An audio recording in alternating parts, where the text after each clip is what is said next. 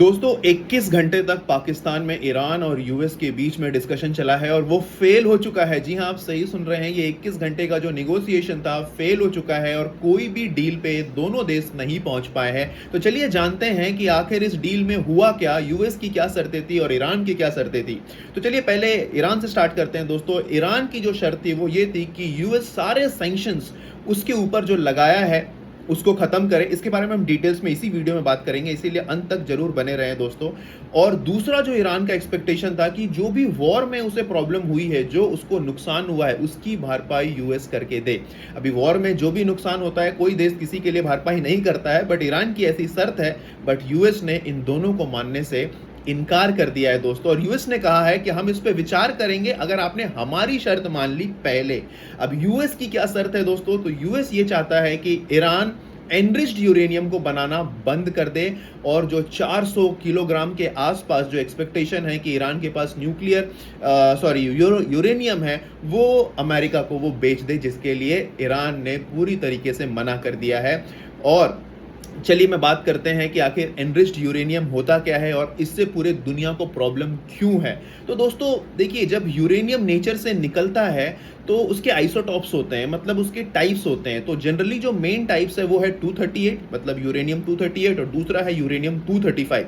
Uranium 238 generally use में नहीं लाया जाता है क्योंकि जब वो नेचर से निकलता है तो उसमें 99% से ज्यादा यूरेनियम होता है जो कोई काम का नहीं होता, मतलब उसको डायरेक्टली यूज नहीं कर सकते हैं दोस्तों। यूरेनियम 235 सबसे ज्यादा यूज होता है क्योंकि उसमें 0.7% ही यूरेनियम होता है। तो फिर यूज कैसे होता है? जी हाँ, वो डायरेक्टली यूज नहीं होता है, उसको एनरिच्ड किया जाता है। एनरिच्ड का मतलब होता है उसके परसेंटेज को बढ़ाया जाता है, यूरेनियम के परसेंटेज को बढ़ाया जाता है। फॉर एग्जांपल, अगर यूरेनियम 235 जिसमें 0.7% यूरेनियम होता है, अगर उसको बढ़ा के 3 से 5% कर दिया जाए, इसी को एनरिचमेंट बोलते हैं दोस्तों, तो फिर वो पावर प्लांट में यूज हो जाएगा। मतलब कि हम जानते हैं कि न्यूक्लियर एनर्जी से हम इलेक्ट्रिसिटी भी प्रोड्यूस करते हैं।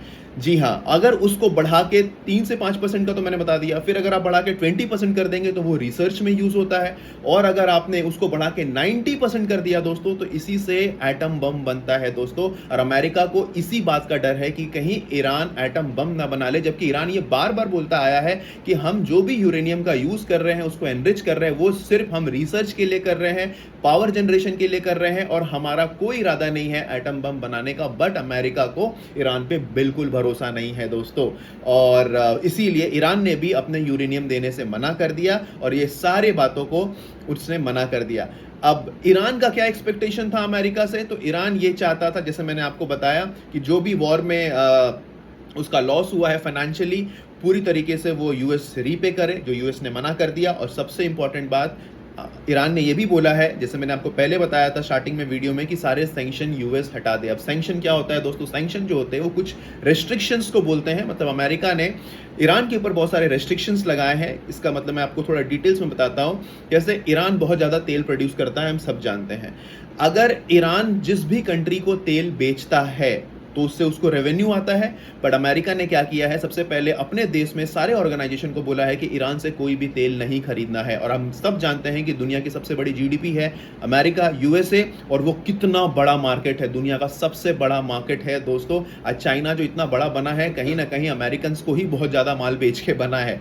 तो ये रेस्ट्रिक्शन ईरान पे लग गया है कि ईरान कोई भी माल नहीं बेच पाएगा अमेरिका को। और सिर्फ अमेरिका तक ही ये सीमित नहीं है। अमेरिका ने अपने सारे एलाइज को भी बोल के रखा है और डरा धमका के रखा है कि आप भी कुछ ईरान के प्रोडक्ट नहीं खरीदोगे। और ये सिर्फ तेल तक सीमित नहीं है दोस्तों, चाहे वो मिलिट्री इक्विपमेंट्स का डील हो, चाहे वो साइंस एंड टेक्नोलॉजी का डील हो, कुछ भी डील ईरान से नहीं करना है। और ये जो कंट्रीज हैं जो यूएस के एलाई हैं, वो यूएस से इसलिए भी डरते हैं क्योंकि यूएस ने धमकी दी है कि अगर आप कोई भी डील ईरान से करोगे तो हम आपको पनिश करेंगे, मतलब आपके ऊपर भी सैंक्शन लगाएंगे। अब जो बहुत सारे कंट्रीज हैं जो यूएस को अपना माल बेचते हैं, वो यूएस से पंगा नहीं ले सकते, क्योंकि अगर वो नहीं बेचेंगे तो उनको रेवेन्यू नहीं आएगा। और हम सब जानते हैं कि यूएस कितना बड़ा मार्केट है। तो यही ईरान ने रखा कि भाई आप ये सारे सैंक्शन हटाइए, उसके बाद हम इस पे बात करेंगे। तो यूएस ने भी इस पे मना कर दिया और ईरान को यूएस डॉलर में भी ट्रेड करने अलाउड नहीं है, जो कि अब हमें पता है आज के डेट में भी सबसे मेजर करेंसी वही है इंटरनेशनल ट्रेड में।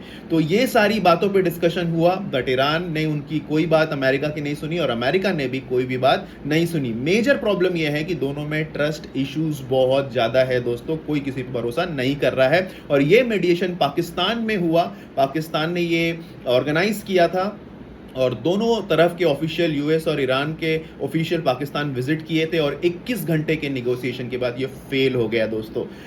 तो आशा है दोस्तों ये वीडियो आपको समझ में आया होगा, और अगर आपको कोई और डाउट है तो जरूर कमेंट करें, मैं एक्सप्लेन कर दूंगा आपको। थैंक यू सो मच, फिर आऊँगा किसी नई वीडियो के साथ।